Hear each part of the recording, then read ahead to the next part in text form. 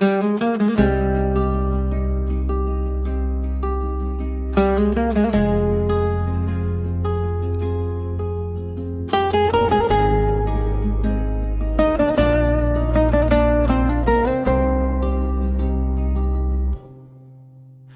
yüreğde çok arzu var, ruhumu yaşadır onlar.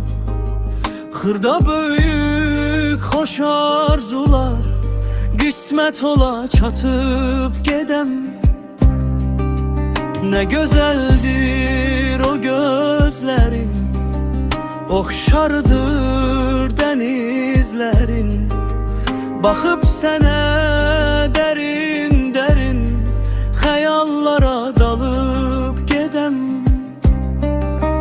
Aramızda mesafələr, qəlbim çəkir nələr nələr. Aya baxıb mən gecələr həsrətinlə yanıb gedəm.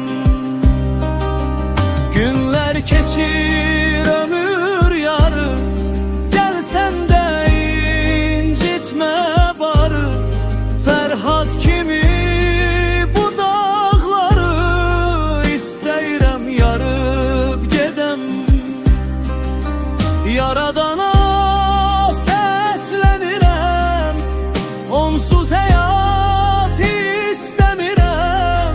5 dəqiqə çox demirəm, gözlərinə baxıb gedəm. Gözlərinə baxıb gedəm.